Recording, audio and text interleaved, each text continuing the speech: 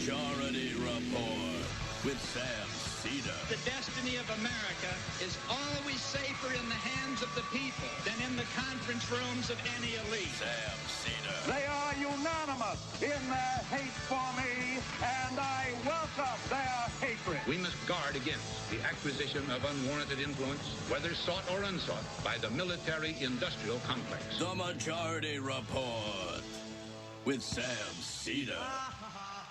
Ever get the feeling you've been cheated?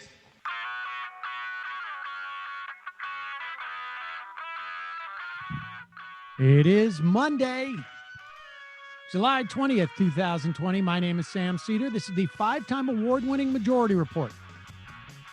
We are broadcasting live steps and steps and steps from the industrially ravaged Gowanus Canal in the heartland of America, downtown Brooklyn, USA. On the program today, executive editor of the American Prospect, author of his most recent Monopolized, Life in the Age of Corporate Power,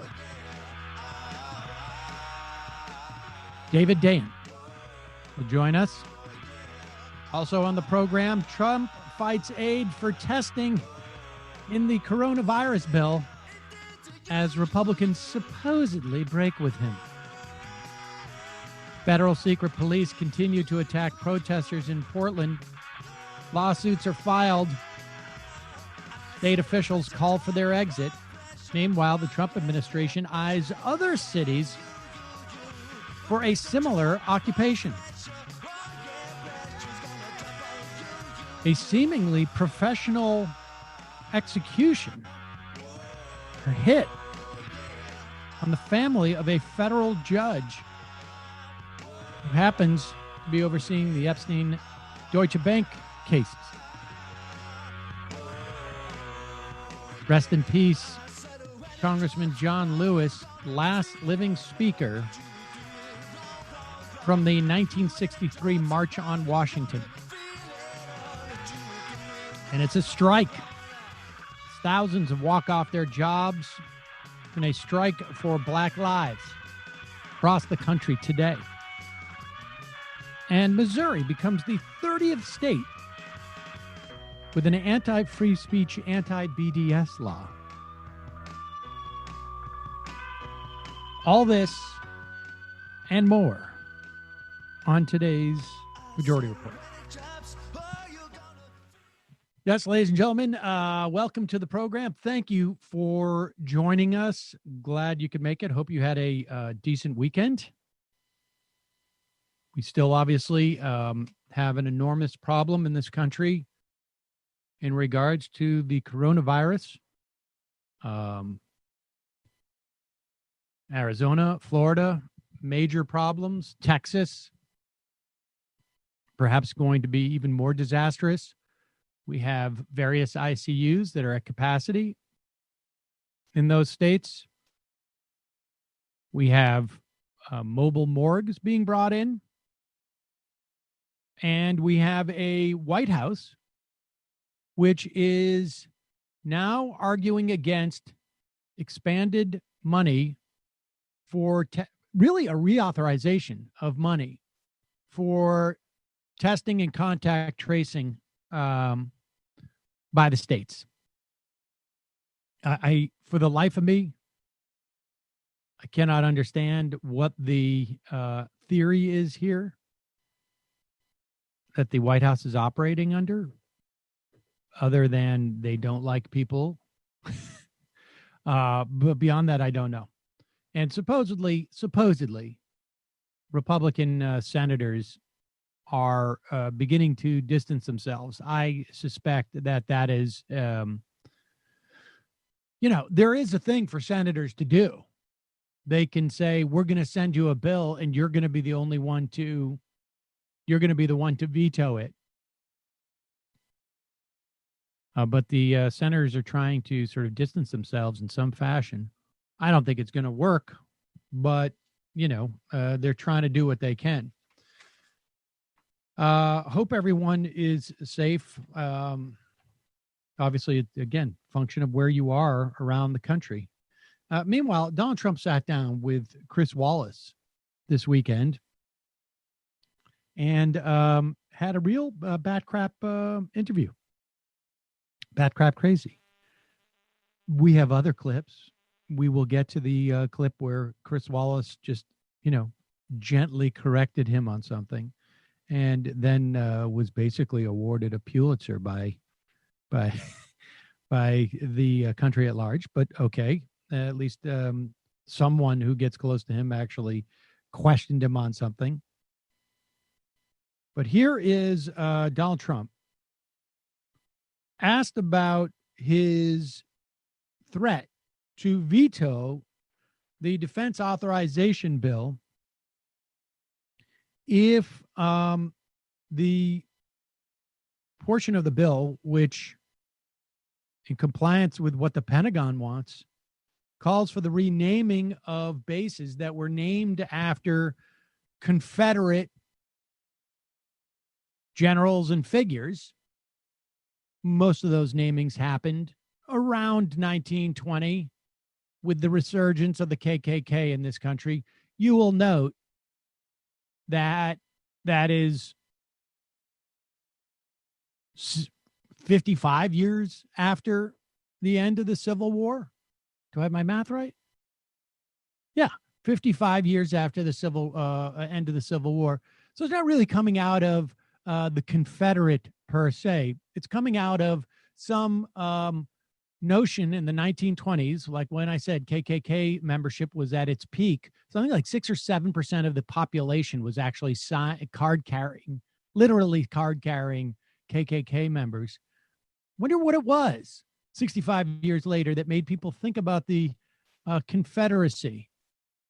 Because presumably, with lifespan at that time, there probably wasn't a lot of people alive who had certainly fought in that war or even were alive during that time. And some, but not many.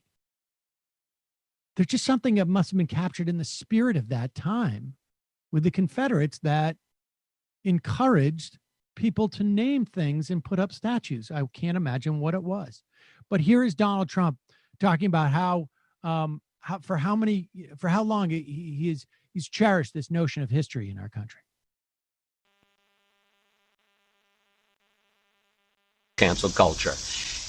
The National Defense Authorization Act, the NDAA, you have threatened to veto it because in the bill, and this is supported by Republicans as well as Democrats, it would rename Army bases named for Confederate generals. Now, this is a bill that funds military operations. It gives soldiers a pay raise. Yeah. You're going to veto that? Because they'll get their pay raise. Hey, look, don't tell me this. I got soldiers, the biggest pay raises in the history of our military. I got soldiers, brand new equipment, brand new jets, brand new rockets, brand new $2.5 trillion. I did more for the military than any president that's ever had this office. Veto this because bill? I think that Fort Bragg, Fort Robert E. Lee, all of these forts that have been named that way for a long time, decades and decades. But the military says they're for this. Excuse me. I don't care what the military says. I'm supposed to make the decision. Fort Bragg is a big deal. We won 2 world wars. Nobody even knows General Bragg. We won 2 world wars. Go to that community where Fort Bragg is in a great state. I love that state. Go to the community. Say, how do you like the idea of renaming Fort Bragg? And then what are we going to name it? You're going to name it after the Reverend Al Sharpton? What are you going to name it, Chris? Tell me what you're going to name it. So there's a whole thing here. We won 2 world wars.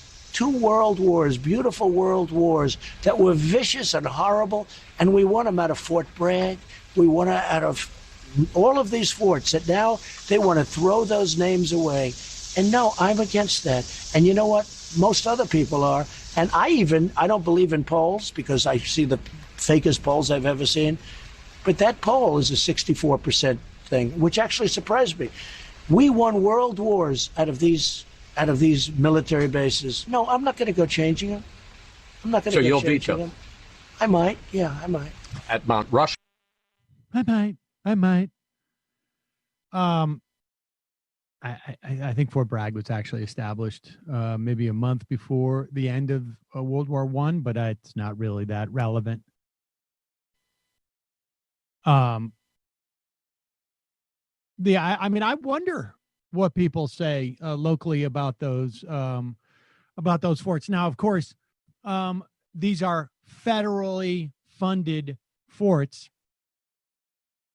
Fascinating to me how what the local people say has relevance when it comes to the naming of forts, but not with the idea of secret police pulling people off the streets into unmarked vehicles and driving them away blindfolded. That's weird. Why local authorities are like, please stop doing that. Yeah. It's just weird that in one instance he's going to listen. I mean, look, the bottom line is they have chosen to fight this campaign on the grounds of a culture war. This notion of cancel culture. I mean, what better example of what bullshit, excuse my language, cancel culture, the idea of it is. Undoubtedly, there's excesses, like there is in everything. But cancel culture is just simply another way of saying there is more influence by different people on our culture than there used to be.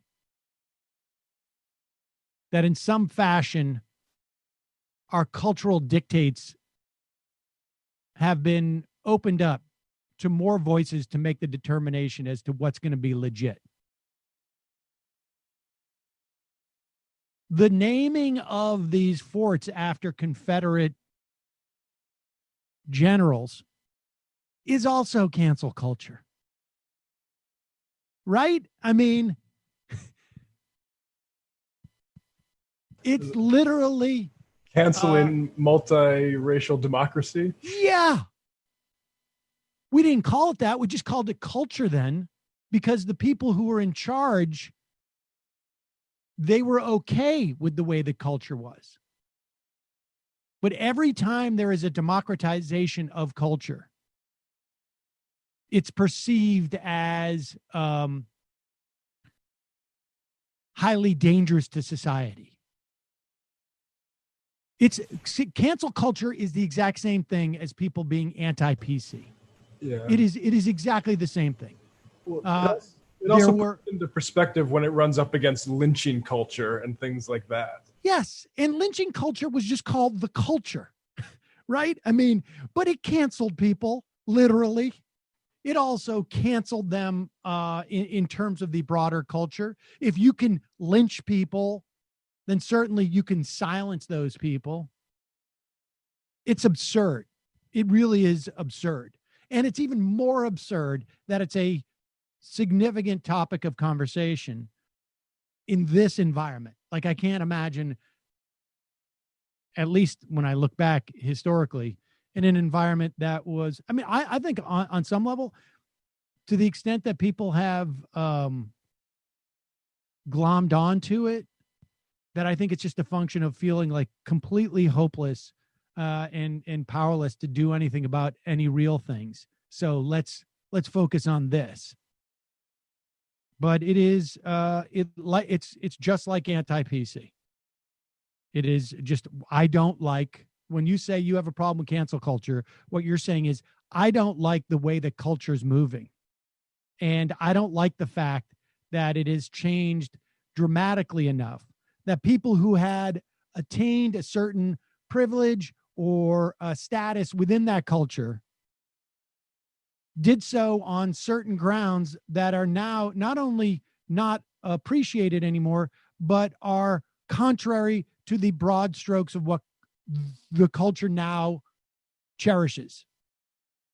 And so those people get canceled, as opposed to the tens of thousands or whatever amount of voices were never picked up in the same parlance.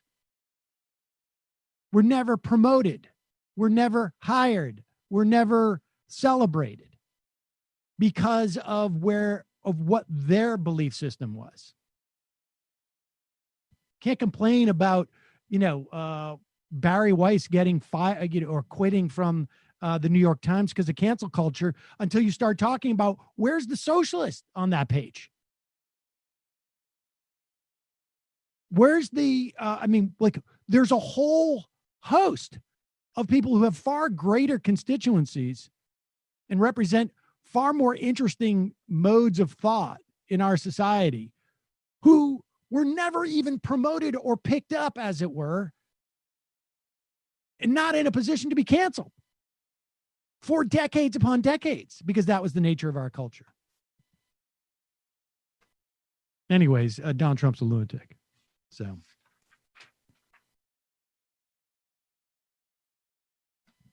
folks, as you can see, I have not shaved, which is usually strange for me. Usually I'll do that on Sunday, sort of like shave for the whole week. But when I do, I use one blade. Well, not one blade. I mean, I switch them. But it's Harry's. Why? Well, how much could you save in 1 year by switching to Harry's? You could save enough to buy 26 cups of coffee in New York City, or enough for 3 deep dish pizza dinners in Chicago, or enough to pay 6 months of your Netflix subscription. How? Harry's delivers high quality razor blades as low as $2 each. It's a fraction of the price of the leading brand, saving you hundreds of dollars over time. Harry's also super convenient. You don't have to go to a supermarket or drugstore or whatever it is. Their blade refills are delivered directly to your door on your schedule. Harry's has all your grooming needs covered. You can get blades, hair care, shower products on harrys.com. Plus, Harry's is donating $1 million worth of shaving supplies to hospitals across the U.S. You know what I like about Harry's? They've been sponsoring the show for years now. For me, I remember when they made the move to that trimmer blade head, and that was revelatory to me. But I also like their handle, classic handle. I like the fact that I don't have to go and buy, those blades that are basically all buffed up, and those razors that look like, they've been designed for Rambo or whatever it is. Listeners can redeem their Harry's trial set at harrys.com/majority report. You'll get a weighted ergonomic handle for a firm grip. You get a 5-blade razor with a lubricating strip and a trimmer blade, like I said. Rich lathering shave gel with aloe. Keep your skin hydrated. Very important these summer months. And a travel blade cover to keep your razor dry and easy to grab on the go. Go to harrys.com/majority report. Start shaving and saving today. That's harrys.com/majority report. You can pick up your Harry's trial set. All right. Got one more message from a sponsor. This is from Third Love. You've heard me talk about Third Love's bra styles. They are designed with measurements from millions of women. Their styles are made to fit your life. They have over 80 bra sizes, but they know that the only one that matters is yours. Now, we have an official bra tester at the Majority Report. I don't have her testimonial with me. It is sitting in the office, but I remember because I had to basically say, will you please write this down? I get it. They were incredibly excited about the bras. They had ordered several from the site, came in, fit like a dream, extremely comfortable, tagless. They were excited at the prospect they could send it back easily. And if they did, it would get washed and then distributed to women in need. But they said the bras were great. They said there were some cute details that they liked, but it wasn't plain, too plain for an everyday bra.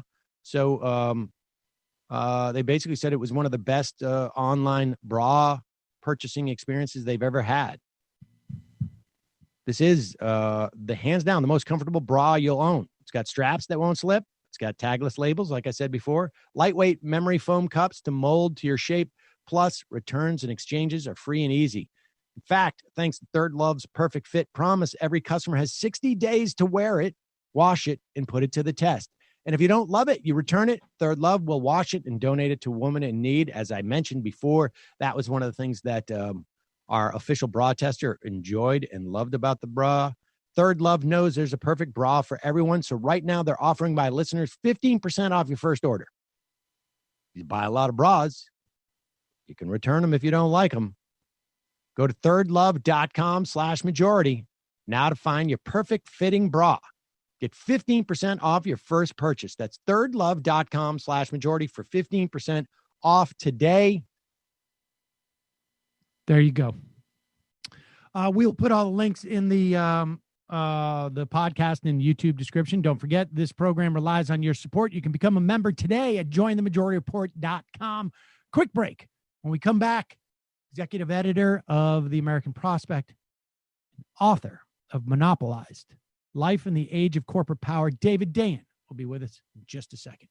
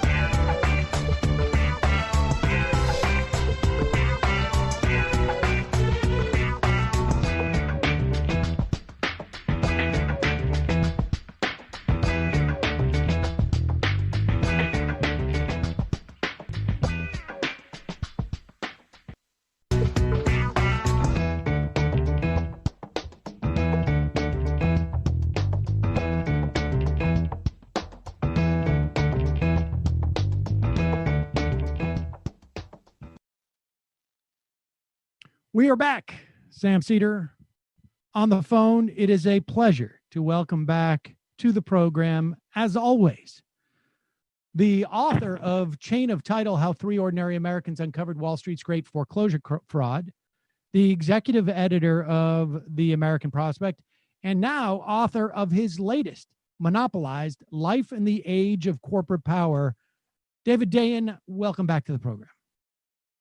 Well, thank you, Sam. And let me just say, I can't tell you how many people tell me that they first heard of me or heard about me while listening to the Majority Report. So I want to thank you for your support over all these years, which helped me, produce the book that we're going to be talking about today. Well, I felt, based upon your performance in that student film that we worked in almost 27 years ago. Years ago. Yeah, exactly. It was 27 years ago. Maybe it was even longer. I have always felt like that performance was underrated that you gave, and that did I even have a line? I think I was just sort of there. In the background. Your presence inspired me quite a bit back in the day to up my game. So I always I feel like I still am. I'm in payback mode, frankly, to be honest with you. All right, let's talk about this because your book Monopolized. It's a great book. It is basically filling a gap that I think has been there. Monopoly, antitrust stuff has been on the Well, it was one of those things that I know in the gear up to what would have been the Clinton administration, antitrust people, anti-monopoly people were gearing up. This was going to be the big fight during the Clinton administration. That never happened. There has been growing awareness of the problem of antitrust in this country. Many people through big tech, but in other sectors as well. On this program over the past 3 or 4 years, I've interviewed maybe half a dozen to a dozen people who have put out histories of a monopoly, academic books on monopolies and antitrust. This one that you've written fills in the gap as to how it impacts us on a daily basis. But before we go into the specifics of it, just talk about let's just, so everybody's on the same page. When did our government's perspective on monopolies change, at least in the modern era?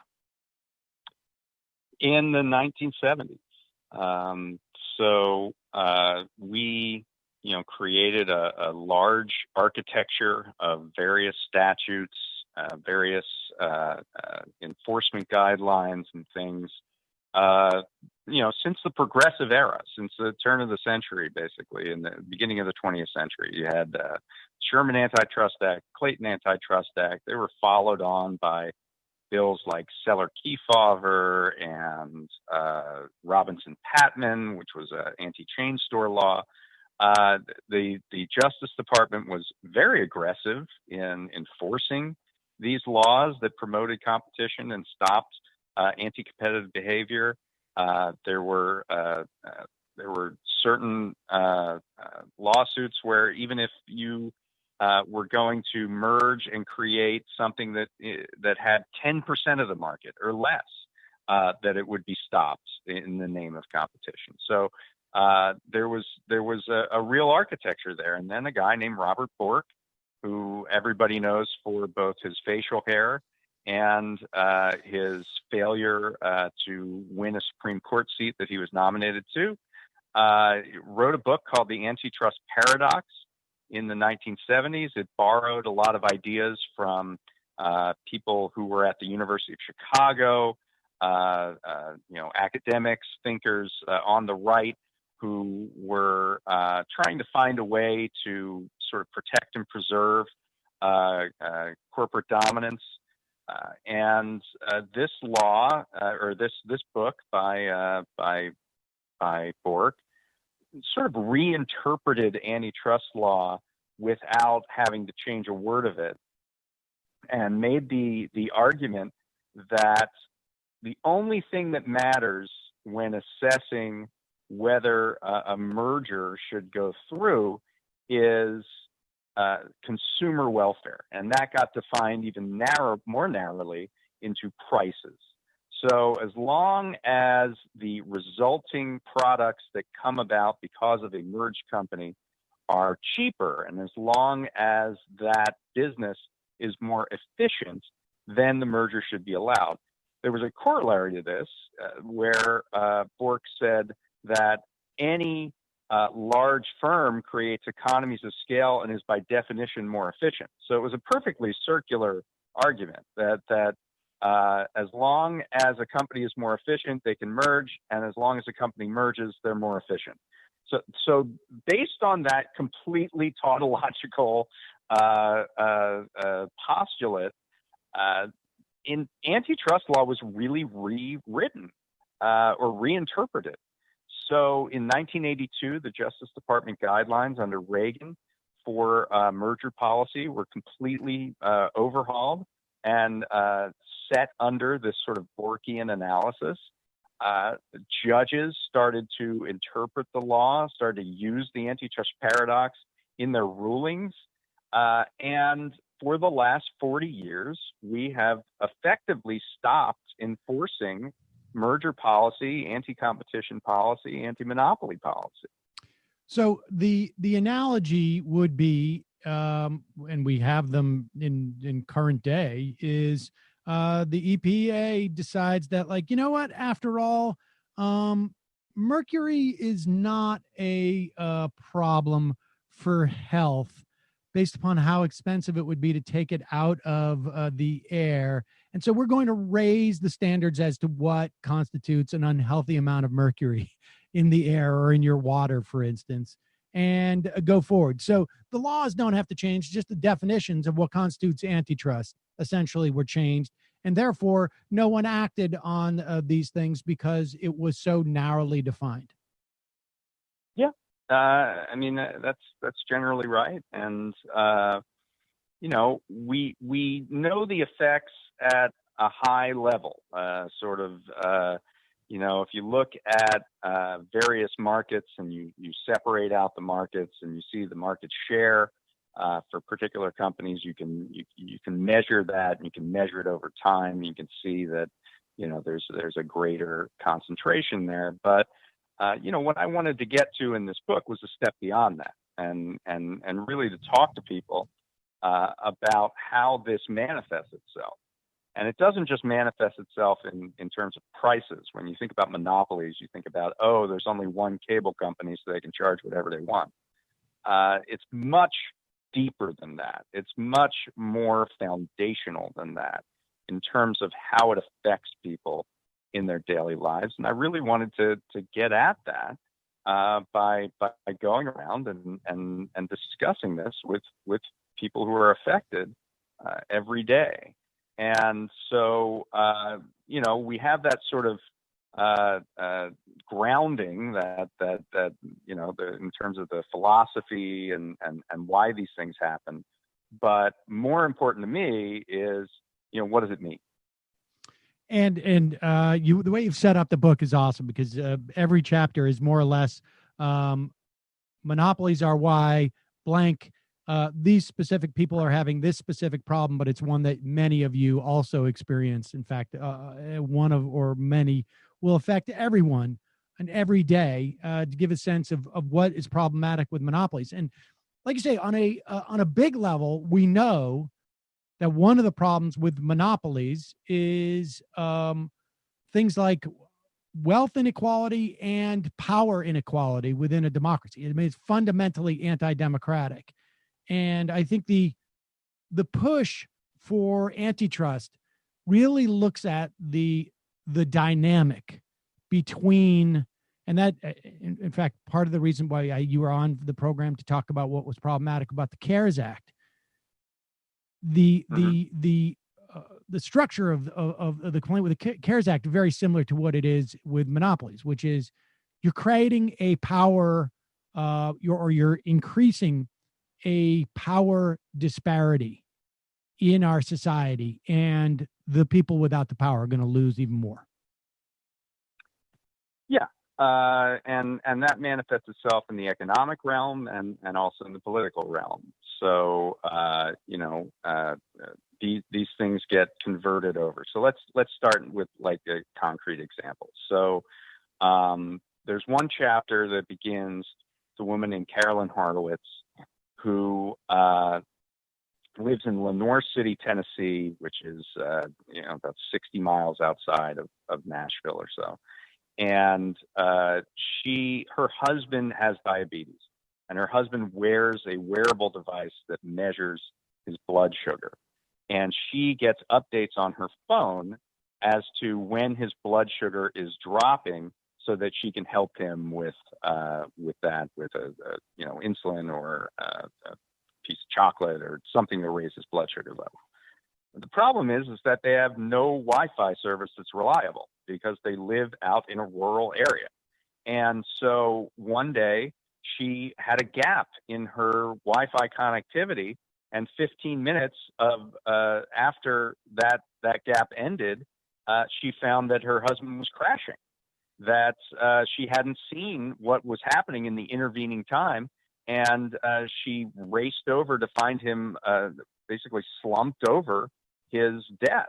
And she was able to revive him and everything. But that was the danger. So this potential mortal danger is an effect of this spotty Wi-Fi service. And that spotty Wi-Fi service is the effect of monopoly.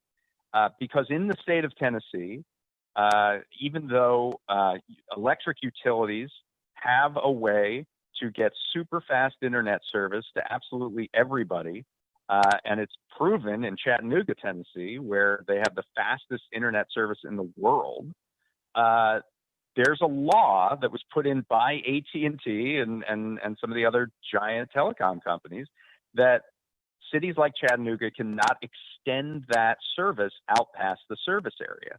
And because telecoms are unwilling to invest in rural broadband, you have this situation where you have this woman relying literally in a life and death scenario on the spottiest dial-up service, Wi-Fi service that you can find.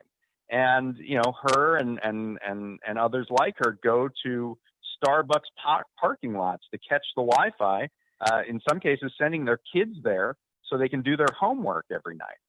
So that's sort of, this is something that you don't think about necessarily in terms of monopoly, but that's exactly what the consequences are. And that's just telecom. And as you say, every chapter goes into a different aspect of the economy and finds these ways in which monopoly sort of insinuates itself into that process and really governs the way of life that people have to endure. You know, I mean, one of the themes in the book is that regulation, there is no such thing as deregulation per se. Right. We either have regulation from the government, from a democratically elected process, or we have regulation, by which I mean rules that people live by, that is administered by people in corporate boardrooms. So you either have it administered by elected officials and regulators, or you have it administered by corporate executives. That's the difference. So deregulation is just transferring that democratic process into the corporate C-suite. A couple of things. I mean, it's almost, you know, the story in particular of what's happening with Wi-Fi in Tennessee, where they have, you know, and I remember we were talking about the Chattanooga thing for years before it came, like this idea they're going to have this sort of WiMAX and it's going to be municipal internet. It's going to be amazing. We'll get it everywhere else. But of course, it was quashed in many respects. And that's the most sort of like definitional example of neoliberalism, which is the neoliberals using government to maintain their hold on power, this instance economic power, but it's to maintain their hold for the entrenched powers that be. And this dynamic is, and that's of course, you know, Milton Friedman, that came out of the University of Chicago, and that's what we're seeing here. Is this, is that so? Let's talk a little bit more about some other ones. And at one point, you know, I had interviewed a professor who made the argument that deregulation was also a taking in many instances. That you know, the value of your property could also be hindered by a deregulation in some instances, as an attempt to sort of bridge a gap with libertarians. That age is gone, but this is the problem, is that we're going to have, there is no free market. The bottom line is somebody's going to set the rules, and the question really is just how democratically are we going to set those rules, and to whose benefit will the rules be set? You took a lot of flights during, you wrote this pre-COVID, you took a lot of flights in the writing of this, and I feel like you could have done the whole thing just on every time you hit your own, on your own trips, you could have written stuff. But you talk about deep leg thrombosis. I know this is something you and I traded emails about years ago. But talk about just the example of when you're flying. There's multiple examples of what is problematic with monopolies. Yeah, absolutely. I mean, there was this interesting kind of dynamic here that I was just sort of punched in the face by monopoly on every leg of this reporting project. You know, part of that is air travel, which, you know, I mean, I think that everybody who's been on a plane, and even now, even more so in the wake of COVID-19, just sees the deteriorating quality of air travel, how you are squeezed into a smaller and smaller space. You have these bathrooms that you need a contortionist to get into. And all of that is to maximize profit. I mean, each inch that they take away from your leg room is another row that they can put in the back of the plane and fill with people. There actually is a long-standing political fight over legroom, which is known as seat pitch. That's sort of the space between you and the person in front of you. And it's a testament to the extreme political power of the airlines, 4 of which control about 80% of all U.S. routes.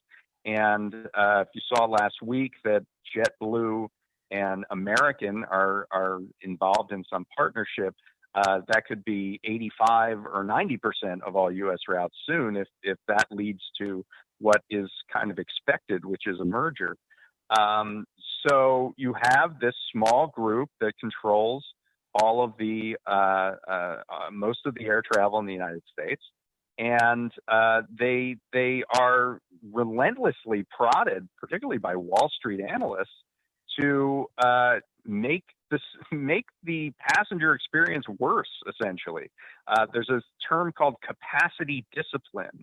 And that's a euphemism for loading the planes up more and more and more. It means running less routes, capacity discipline. And you hear this on Wall Street analyst calls all the time, that I wish you guys would have more capacity discipline when what they're actually talking about is squeeze more people into the plane. So that's just sort of a perfect example. And another thing that monopolies show, in addition to poor quality, because what are you going to do? Even if you're like that guy who was pulled off the plane on a United flight in Chicago, what was everybody going to do? There was no boycott that could possibly be done if you actually have to get somewhere. Are you going to walk there? There's not only are 4 airlines controlling 80% of the routes, but if you drill down to that, in your particular city, the top 100 cities, a majority of all planes are flown by one airline, right? So usually the gate slots are all picked up by one airline that has a hub in a particular place. And if you want to get to a certain city, you have to use one airline. So there's that. There's this sort of deteriorating quality. There's also the ability for a lack of resiliency. I mean, one thing that's interesting about monopolies is they actually create fragile systems. So if you see a glitch in the computer system of an airline, that usually leads to a cascade of thousands and thousands of flights being canceled and tens of thousands of people being inconvenienced. When there was competition among airlines, you could easily transfer from one plane to the other and get where you needed to go. Because there are so few now, that possibility is largely not there anymore. So this is a feature of monopoly, not just the fact that the quality suffers, not just the fact that the prices usually go up, but that it becomes less resilient, more brittle, and that's what we see out of airlines as well. Yeah, and we can talk about that because coronavirus has brought up a couple of examples of where having monopolies makes you really ill-suited in a time of crisis. In addition to I think in normal times, as it were. But let's look at there's 2 sets of solutions, right? It seems to me, depending on the problem of a given industry or market that is dominated by monopolies. In the case of airlines, what would what would it look like if we were to apply a vigorous antitrust perspective or anti-monopoly perspective on the airlines? Is it simply we can't force there to be competition, but we can force certain basic tenets, and so therefore we should re-regulate the airlines? Or how do you? What's the response to that specific? I think it's important to distinguish between antitrust and anti-monopoly. So, antitrust law is really around mergers and potentially breakups of particular companies and particular sectors. So how that would manifest in the airlines is you might do a retrospective of the 4 large mergers that happened over the last decade that created this situation. United bought Continental, U.S. Airways was purchased by American, Delta bought Northwest, and Southwest bought American Transair. That's what created this situation. So you might have a retrospective, this created a certain amount of monopoly power, and then maybe there are divestitures that are forced upon the system. But that's not the only way that you can pull this off. The other way is through anti-monopoly law. And one way to do that is to restore what we had until the 1970s in the United States, which was regulation of the airlines. We had a thing called the Civil Aeronautics Board that lasted for about 40 years. And it created a situation where the airlines were guaranteed a certain level of profit, but they had to fly universally to all corners of the country. One of the big problems that we see right now in airlines is that they have canceled routes to large sections of the United States. And really, whether or not you are a first-class city depends upon whether you can attract air travel. And so, for example, in Ohio, there used to be 3 hubs, Cleveland, Columbus, and Cincinnati. All of the airlines that serve those particular hubs have pulled out. And you see the effect of businesses leaving these cities because they can't get good air travel. They have to, take 2 or 3 different connections to get there. This to re-regulate means that we're going to actually serve the entire country, which deserves the potential and the ability to have good transportation infrastructure. And so, we have to look at this in 2 ways. There's antitrust and there's anti-monopoly law. And in this case, it manifests itself in regulation. And that regulation can set certain standards, not just for where you travel, but how it's done, whether you have these long haul flights where you're so constrained that you're getting deep vein thrombosis on the flight, which is a serious problem that we see on these long haul flights when you're so constricted. It's and that's true across the board. It's not limited to airlines, but if you're talking about media or big tech or agriculture, there are different factors, whether it's straight merger policy or just other anti-monopoly and regulation policy. Let's talk about agriculture. I mean, and maybe, I don't know if you have a fave or one that you think is most descriptive. Then we can talk about that sector. But the ag stuff is stuff that we never hear that much about. Mm-hmm. Yeah. So, I went to Iowa, talked to a bunch of farmers, and this is another sector that started to go south in the 1970s and 1980s, and that saw the rise of these big concentrated animal feeding operations, or CAFOs, that started to squeeze out the small family farmer, and then the middlemen, meat packing producers, if you're talking about that aspect of agriculture, and also the seed manufacturers, also a kind of a middleman, between the grower or the rancher or the farmer and the ultimate end user, which is getting it to the table. It's the middlemen in this industry that have really crushed it. They dictate terms to the various farmers.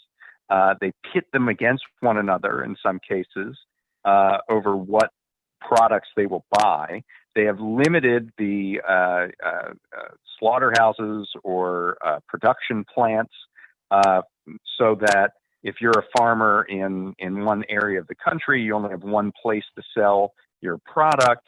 And they have just created this situation where they take all the profits and the small farmers barely manage to survive. We have this real anomaly where we have prices going up for consumers. We have prices sold for livestock or other goods going down. And yet, so where is the money going? It's going to these packers in the middle who are all very, very concentrated. So this is really about market structure. It's about the fact that we've allowed these various actors to commandeer the system that produces food. And it leads to these terrible, terrible circumstances. I mean, the dairy markets, for example, which are very, very concentrated, are getting to be so bad that I tell one story in the book about how dairy manufacturers are now sending suicide hotline information to farmers with their checks. Just knowing that there are just tremendous amounts of suicides happening in the dairy industry because these farmers simply can't keep up.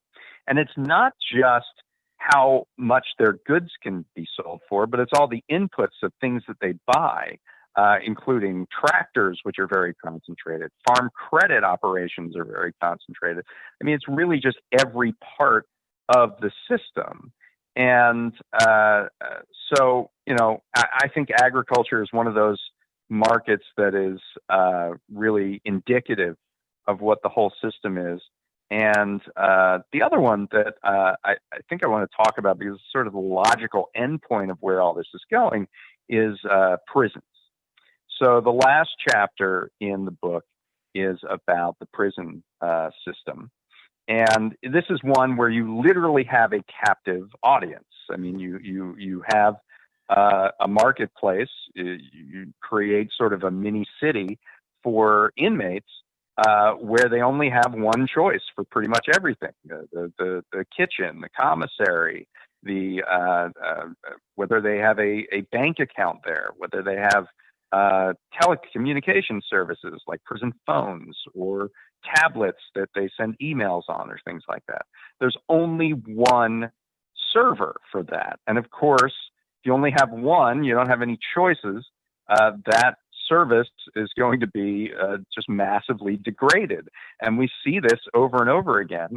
I particularly focus on the prison phone industry, and by saying phone, I also mean telecom and things like that, where two companies, really, Securus and Global Tel-Link, control that entire system. They are both private equity owned.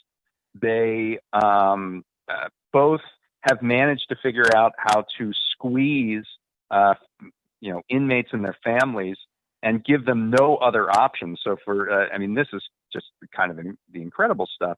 They have, in many states, said that greeting cards can't be sent to prisoners because they might contain some contraband in them. But you can email a greeting card to a prisoner. It just costs you money on this Global Tel-Link or Securus system. A similar example is a lot of in-person visitation has been cut back, limited, or canceled in jails and prisons around the country. But a video chat service has opened up, which is prohibitively expensive and also pretty much doesn't work in many places. I tell the story of a woman in North Carolina whose husband is in prison, and every time she tries to use this service, it just it just freezes after a minute, and they still have to pay for it, but it just is non-functional. So this sort of limiting of the ability for inmates to get these services and then offering up their own as the only alternative is kind of an endemic to this. And I really think that this is sort of where we're headed within society. You can sort of see the early warning system within prisons, where if you have fewer and fewer and fewer choices, this is what can be gotten away with. And so that's why I highlight that chapter as sort of a harbinger of things to come. All right. So let's assume for a moment that Joe Biden wins. David Dayen is made the czar of anti-monopoly. Where do you begin? Well, and where do you begin? Like, I mean, you've outlined a myriad of stuff, like every part of the ag business, on the the farmers get it on the coming and going, essentially. But where do you begin? Do you start with certain industries? I mean, just from a practical standpoint. From a practical standpoint, I really think you begin by building a sustaining political movement. So, every book, not every book, but a lot of nonfiction books they're asked by their publishers to write the solutions chapter at the end of the book. Right. So you've gone through a book length of laying out a giant societal problem, and then you're supposed to wrap it up in 15 pages at the end of the book, right, with a solutions chapter. We've completely lost our democracy and how to get it back. And the how to get it back part is like literally one 20th chapter of the. Right. So which is impractical and not really realistic, but it's asked upon everybody. So I did this solutions chapter, and what I did was I looked to the experience that actually took place in Israel. And this is not a well-known story in the United States, but Israel was just as concentrated, if not more so. They had these tycoons that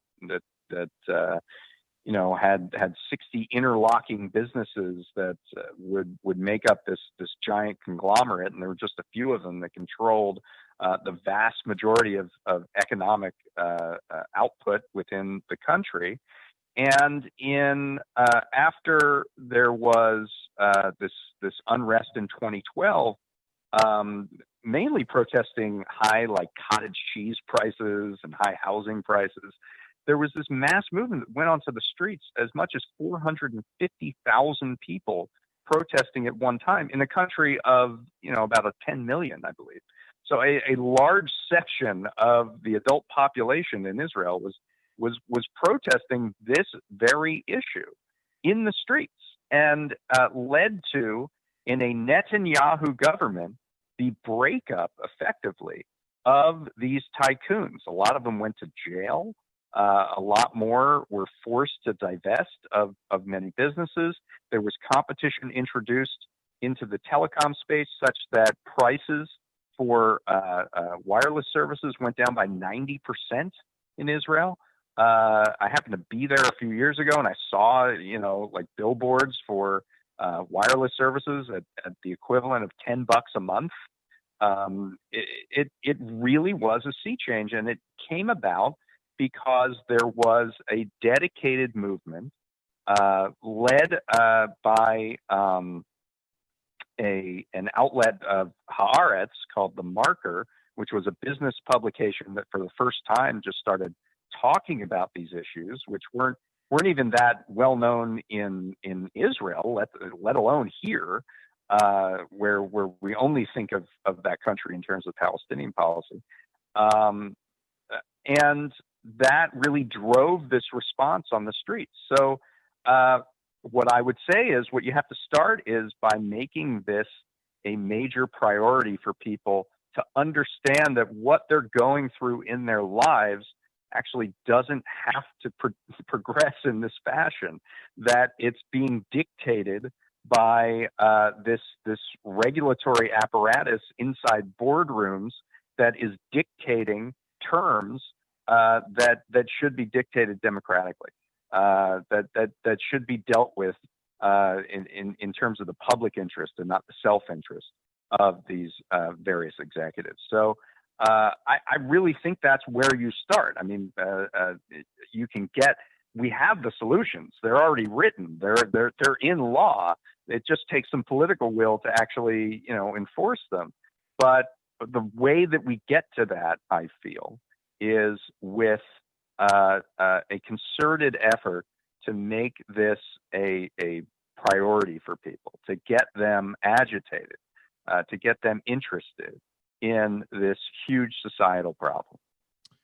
David Dayen, the book is Monopolized, Life in the Age of Corporate Power. We'll put a link to that at majority.fm.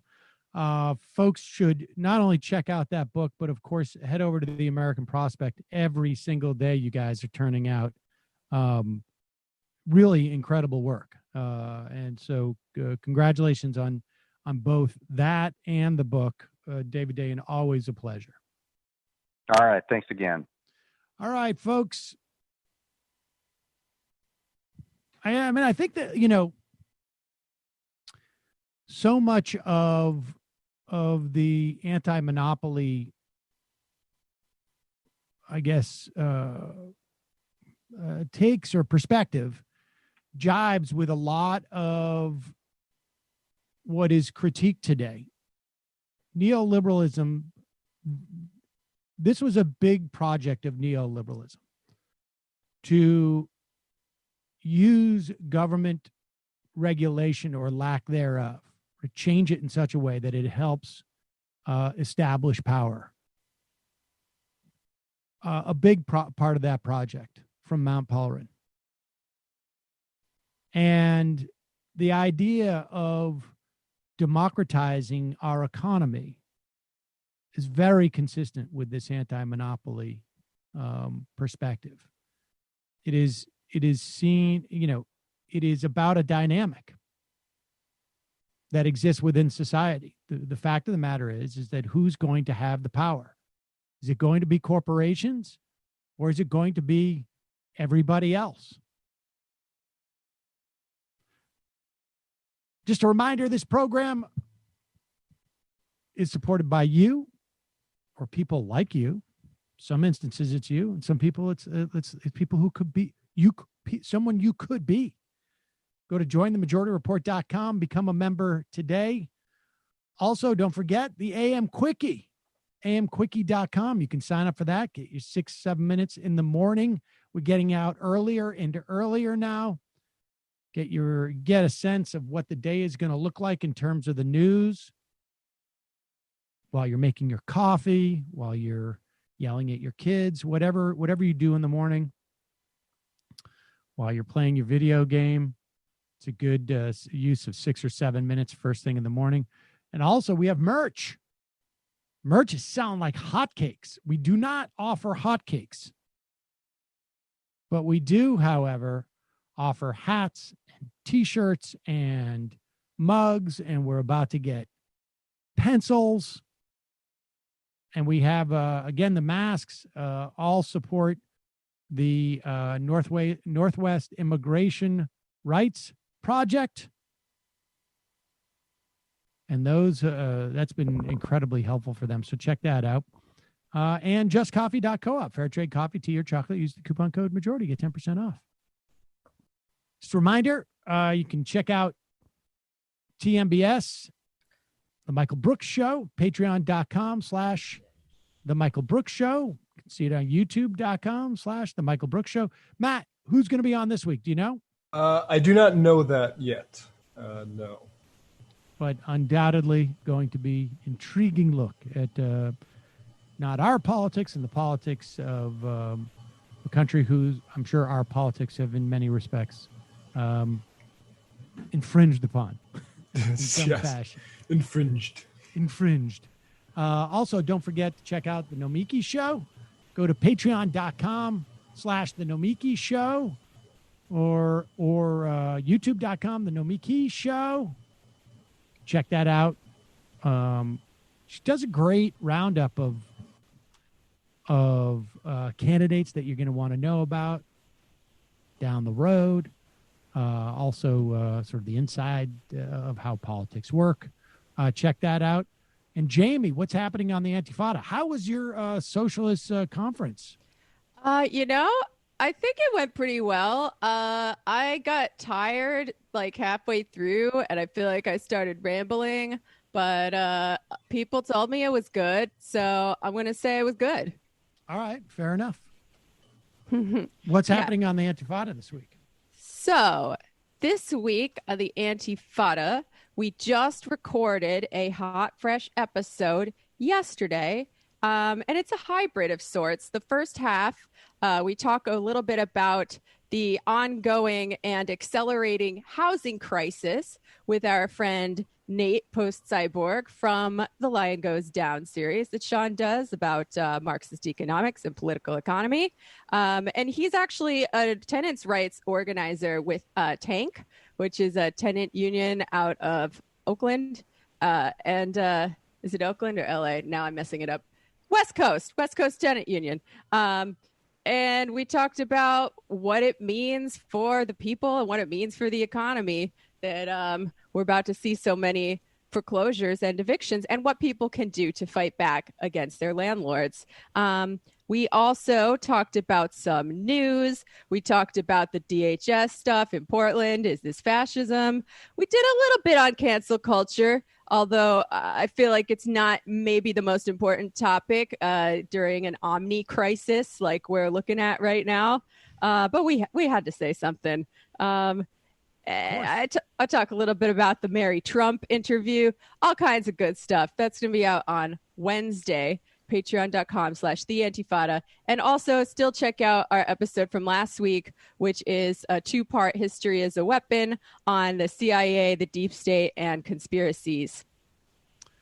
Matt, what have you been doing on Literary Hangover besides running afoul of the Human Resources Department at the Majority Report that I noticed happened over the weekend? I got fired from Literary Hangover, so no more twitch.tv/Literary Hangover. I've been fired. Now, of course, Matt, you're joking, but we have a very serious issue that we've had to deal with internally at Majority Report HQ. We will deal with this in the fun half. For those of you who don't know what we're referring to, Matt it was requested that he be fired by this entity, and in fact entities that he didn't even work for. And we are in the midst of an investigation. Just want to make that clear. I just want to be transparent about this. Matt is under HR review at the moment. So if you notice something different in his voice or his demeanor, that's probably why, right, Matt? You're trying to be on your best behavior? Exactly, yeah. Yes, sir. And I know that everyone at the Majority Report is enjoying the Peach Cobbler Day that we have this time of year on Mondays, except for Matt, who's had his commissary privileges revoked as part of which is standard practice at the Majority Report when you are under an HR investigation. Yeah, I prefer to call it a hunger strike, but okay. All right, fair enough. I mean, you're within your rights to do that, but I must tell you, anything you say can and may be used against you in the court of human resources at the Majority Report. So I just want to make sure that I'm just trying to be transparent here with the whole process. I think people should be able to see this. Right. So we're going to take a break and head into the fun half, and when we will discuss this issue more as the program progresses. So, Matt.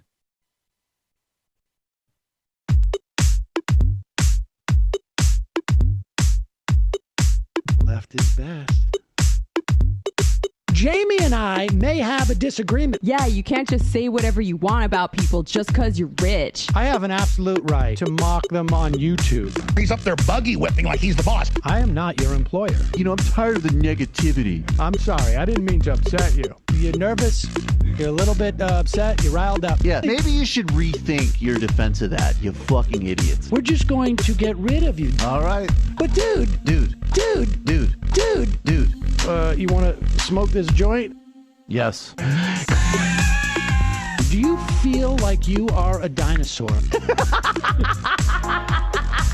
That's some good shit. Exactly. I'm happy now. It's a win-win. It's a win-win-win. Oh, hell yeah. Now listen to me. 2, 3, 4, 5 times. 847-906-501-457. 2, 38, 56, 27. 1/2. 5 eighths. 3.9 billion. Wow. He's the ultimate math nerd. Don't you see? Why don't you get a real job instead of spewing vitriol and hatred, you left-wing Limbaugh? Everybody's taking their dumb juice today. Come on, Sammy. Dance, dance, dance.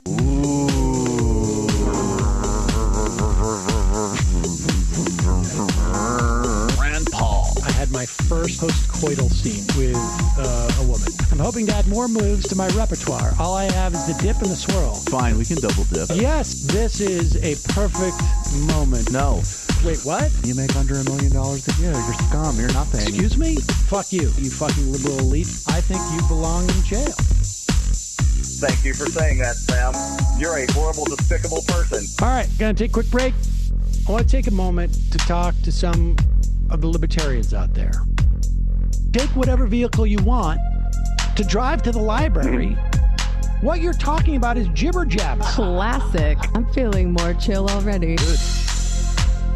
Donald Trump can kiss all of our asses. Hey, Sam. Hey, Andy. You guys ready to do some evil? Hitler was such an idiot. That guy might be a Nazi. Agree. No. Death to America. You. Yes. Wow. Wow, that's weird. No way. Unbelievable. This guy's got a really good hook. Throw our hands up. Ooh. Wow. But Sam, I gotta get off. No worries. Let's. I want to just flesh this out a little bit. I mean, look, it's a free speech issue. If you don't like me, Hey! Shut up! Thank you for calling into the Majority Report. Sam will be with you shortly. we are back. Sam Cedar, the Majority Report, fun half, ladies and gentlemen, wherein we take your phone calls, we take your IMs, we play some clips from the news, we explicate other aspects of the news that are happening. Etc. Let's go. Let's file this one in if only. And that is if only Joe Biden was as progressive as Donald Trump seems to think he is or hopes he would be in attempts to run against him. I'm not quite convinced, frankly, that it would make a difference who Donald Trump was running against at this point. But nevertheless, here's Donald Trump in a sit down with Chris Wallace. Chris Wallace is being so hailed for actually correcting Donald Trump. It's as, you know, it's like he's getting a Pulitzer for basically just, you know, saying the obvious. That's not true. But thank heavens for little things. You've seen deaths up in New York, deaths up in Chicago, shootings. How do you explain it, and what are you going to do about it? I explain it very simply by saying they're Democrat-run cities. They're liberally run. They're stupidly run. Liberal Democrats have been running cities in this country for decades. Poorly. Why is it so bad right now? They've run them poorly. It was always bad, but now it's gotten totally out of control. And it's really because they want to defund the police. And Biden wants to defund the police. Sir, he does not. Look, he signed a charter with Bernie Sanders. It says nothing about defunding the police. Oh, really? It says abolish. It says defund. Let's go. All right. Get me the charter, please. All right. Oh, my God. So that led to a very interesting exchange where he had his staff go out and get the highlights from that 100-page compact that the Biden team and the Trump team, rather the Biden team and the Sanders team had signed. And he went through it, and he found a lot of things that he objected to that Biden has agreed to, but he couldn't find any indication, because there isn't any, that Joe Biden has sought to defund and abolish the police.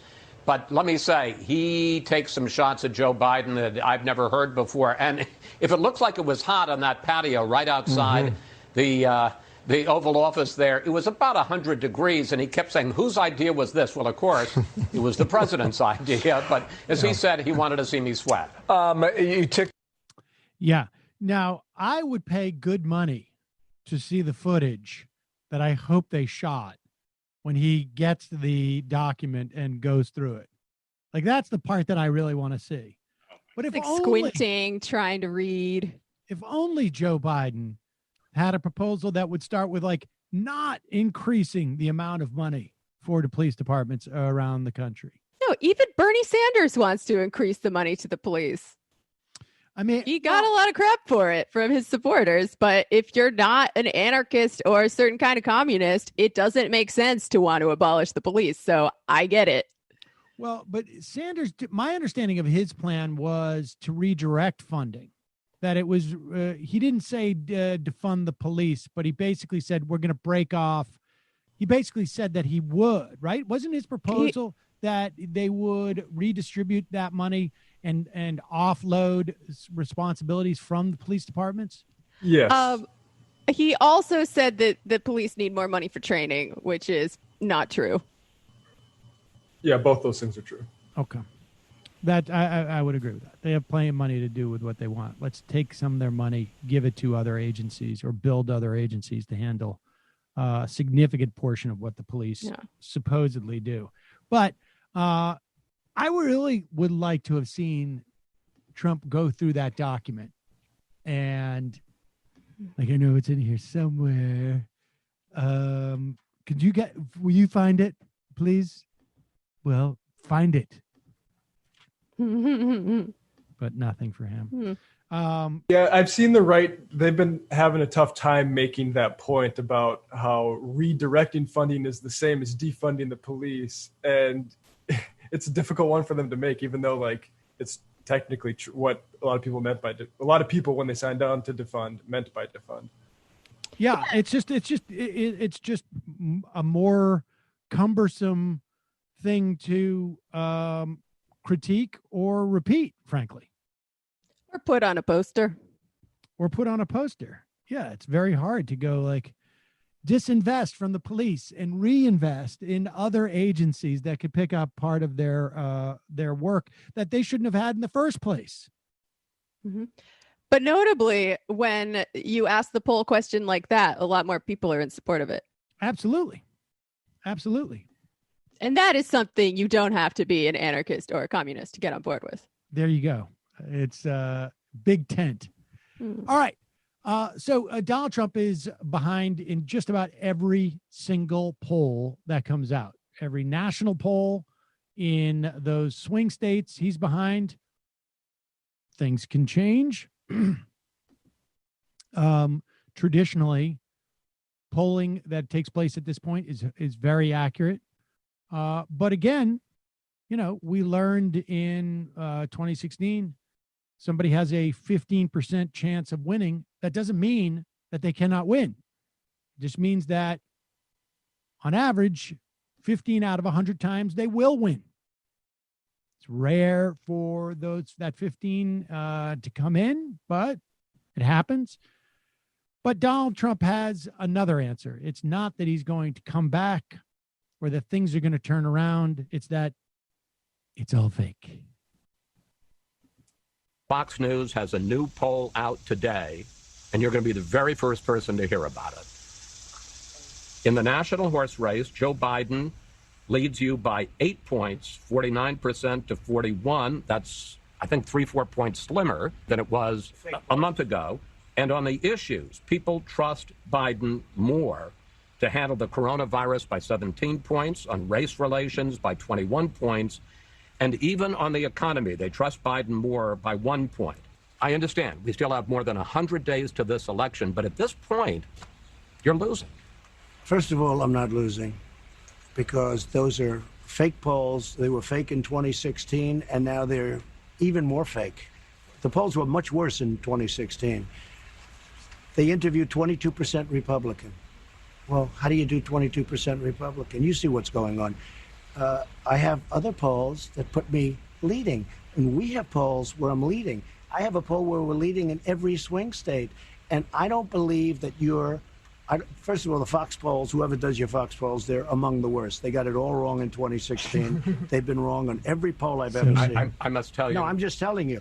And let me ask you this. So, no, I'm just telling I've you. always led on the economy by a lot. I know, which is why I was Biden surprised by can't this put number. two sentences together. They wheel him out. He goes up. He repeats. They ask him questions. He reads a teleprompter, and then he goes back into his basement. You tell me the American people want to have that in an age where we're in trouble with other nations that are looking to do numbers on us. So let me ask you a direct question. No, I'm going to ask you a direct question about Joe Biden. Is Joe Biden senile? I don't want to say that. I say he's not competent to be president. To be president, you have to be sharp and tough and so many other things. He doesn't even come out of his basement. They think, this is a great campaign. So he goes in. I'll then make a speech. It'll be a great speech. And some young guys start writing. Vice President Biden said this. He didn't say it. Joe doesn't know he's alive, okay? He doesn't know he's alive. Do the American people want that? But Number one. Number two, I won't say I built the greatest economy ever built anywhere in the world. Wow. He's really pushing that. I don't think that that's going to, it just doesn't seem to be, they cannot figure out. And frankly, that's what I think is going on with Portland. I think they think that the only way they can create an environment where Trump becomes the choice is if they can basically turn the country into an even greater crap show. This is, again, he's trying the law and order thing because he can't find something that will stick to Biden. So he's trying the law and order thing. The problem is the law and order thing works if you're not the one in charge. It works if it's just a complaint that things are out of hand. But if you're the one driving stuff to be out of hand, it doesn't work as well, I think. But I think that's what's going on in Portland, too. Well, the federal government does have an interest in protecting federal property, right? Like I was talking to Andy about it on the Antifada this week because he's kind of a fash expert. And I was like, is this fascism? And he was like, no, we should be way more concerned about what ICE and the DHS have been doing to immigrants all along. I agree with that, but I think the idea of having unmarked vehicles and picking people off the street without saying whether or not they're charged and having police assembled that are not from a specific agency, so there's really no accountability or no mechanism for accountability, that to me I think is very worrisome. The idea that you would send federal police to defend federal government buildings, fine. The idea that they are patrolling the streets in rent-a-vans and... I will say it was a pretty fascist flourish. I mean, doing search and capture missions on individual protesters when the mayor doesn't even want them there. I mean, it's something else. And they're talking about rolling this out in other states. Chicago, Milwaukee. What were the other ones? Go ahead. It's in the same genre of story as when, they threaten to ignore sanctuary city laws, that sort of stuff, right? But it's definitely a huge escalation, and it's being used for campaign purposes, not just policy. Oh, I think that's exclusively what it's about, right? I mean, what possible policy is involved in this? This is exclusively, I think, to create this sense that we need a strong man in some way. Yeah, it definitely seems like he's putting on a show. But if I could comment on the Trump clip a little more, he's right about Biden, right? Biden is his brain is dying. He's lost his step. Everyone knows it. And people still prefer him to Trump. So what does that tell you? Right. It's almost like this sort of election isn't about the individual qualities of the person that's going to be president and about the coalition and sort of power array that's going to be represented in the administration. Maybe people get that. It's even more simple than that.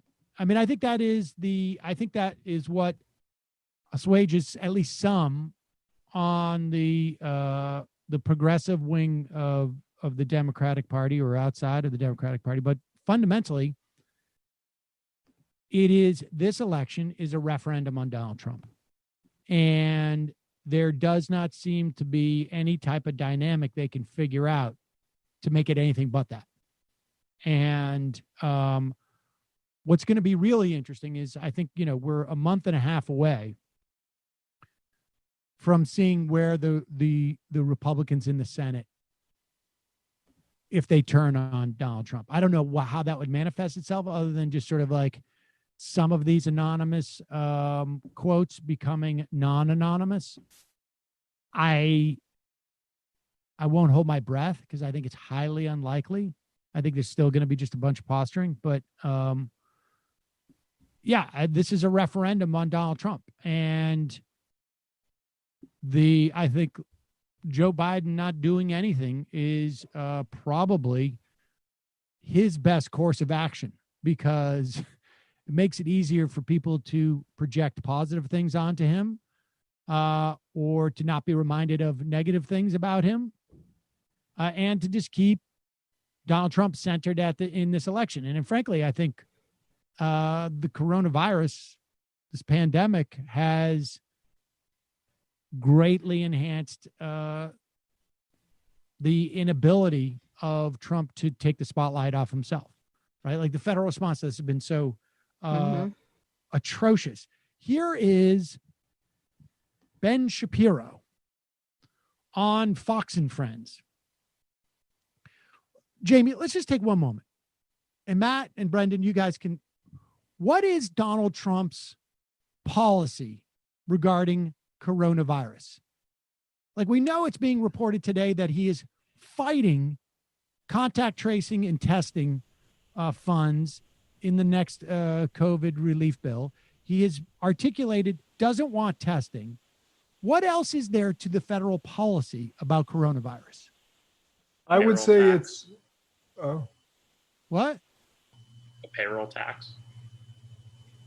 He wants to cut the payroll tax.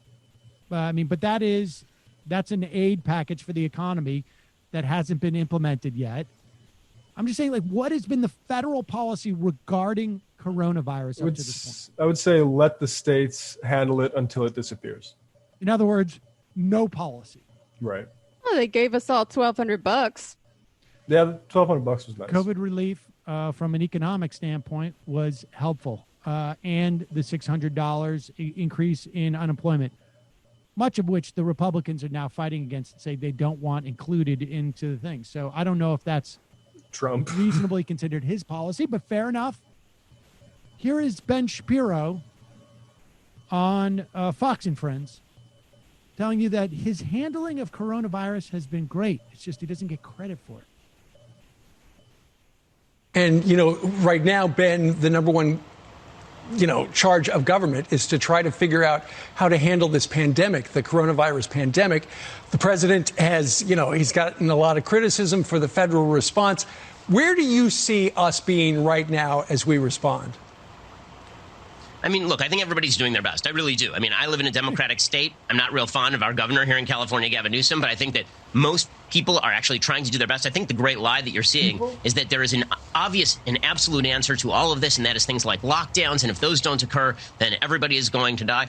I think that if the answers were all that obvious, then they would be applied. I mean, the fact is everybody is trying to deal with an unprecedented situation. I think President Trump's response in terms of his actual policy has been very good. I think the media have been attempting to focus in on his rhetoric a lot more than they've been focusing in on his policy. If you focused in on his policy, what you'd see is people like Gavin Newsom and Andrew Cuomo mentioning that Trump gave them the resources they needed when they needed them. The fact that this has become political as opposed to just a question of let's all do the best we can to get back to a functioning economy and a functioning life in America while stopping the pandemic. The fact that this has become political is just an indication as to how loose our moorings are in terms of national unity.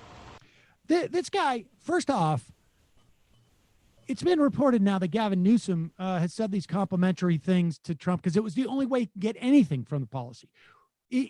Anybody who's paying half a mind's attention to this knows that the federal government set up basically like an eBay auction situation where PPE and other supplies did not reach states that needed it based upon need. It was all a question of how much money were you willing to pay.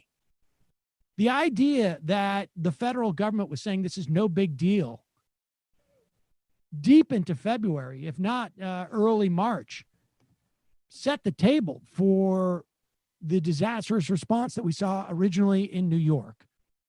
Federal government has done virtually nothing.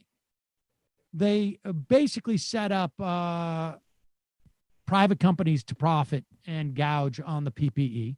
They didn't increase the stores of PPE. They didn't develop any national contact tracing or testing capacity. They did nothing with the time that we were in lockdown. It's absurd. There's no support there's no federal funds. We heard from someone who sits on a school board in the Poconos. There's all sorts of things that they could try to open up schools, but there's no resources. There's zero resources. There's zero resources for states and cities, not just to open schools, but period. So we have all this austerity that's happening on the state level, all these cutbacks at a time where we need to have more money if we want to allow schools to open. It's stunning that he can sit there and say this stuff and couch it in some fashion that things have become politicized. The idea that Donald Trump didn't politicize this response is absurd. It's absurd. Yeah. I mean, go ahead. And if I can point out one more way in which Ben Shapiro is a Weasley little sophist, he's trying to separate policy from rhetoric here. But rhetoric, it's the stuff you say, right? And sometimes saying things is the same thing as doing things when the president goes on TV and tells people not to worry or that hydroxychloroquine is a miracle cure. Yeah. The bottom line is his refusal to wear a mask in public sent the message that this is not that big of a deal. In fact, their public announcements that this is not that big of a deal, that it's been wrapped up, that it's going to end soon, this and that, encouraged much of what we're seeing in the Southwest, in the South. I mean, that's what's going on here, is that areas that subscribe to a political ideology, not all of California, but certainly there's been study after study that shows that, you know, the conservative areas, the Fox high ratings areas are just simply not taking this seriously enough. And this is after having the example of New York. It's absurd. The lack of specificity is just always just such a hallmark. Like the policy, right? Well, how about we talk about Jared Kushner's advice on testing policy specifically, right? It's just, it's frustrating. I do hate it when my moorings get loose, though. Yeah. You're always difficult to deal with your loose moorings. Here is I don't know, these two, it's stunning. Here is the Surgeon General on Fox and Friends now imploring people to wear a mask. Still, federal government could simply say you got to wear a mask if you go into public places. We got to do that for a month. It would have a dramatic impact on people wearing the masks and on cutting the transmission of the virus. But they won't do it because you need to have the freedom of possibly infecting other people when you don't realize that you have the coronavirus but are asymptomatic. Curious.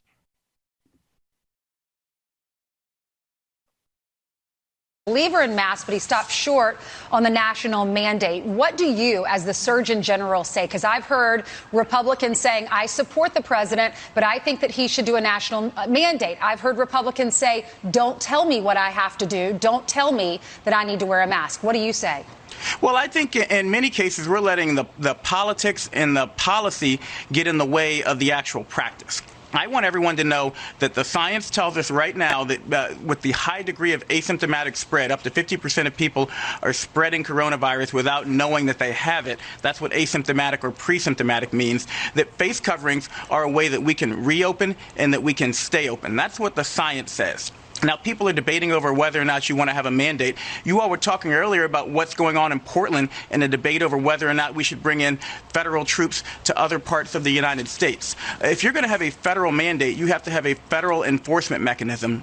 And right now, again, as a scientist, as an educator, I would rather help people understand why they should cooperate with wearing a mask and how they benefit from it versus just simply saying we're going to force you to do it, particularly by sending in federal troops or using federal mechanisms. Sure. If you're going to have a mandate, I think those work best at the local and state levels where, again, you have the ability to work with people, educate them, and not let them feel like there's an outside entity trying to tell them what to do in a country where people very much rely on their freedom. That freedom comes with responsibility, as I said. Well, the country of France, the country of England both decided national mandates are the only way they can control it. Yeah, that's right, because that's the only way that you can control it.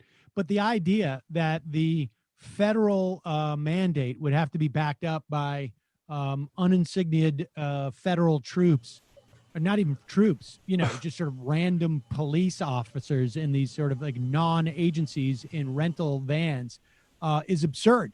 The easy way to do a federal mandate, if you really do feel, and we have plenty of situations where we have mandates but don't necessarily provide punishments for them, we just have a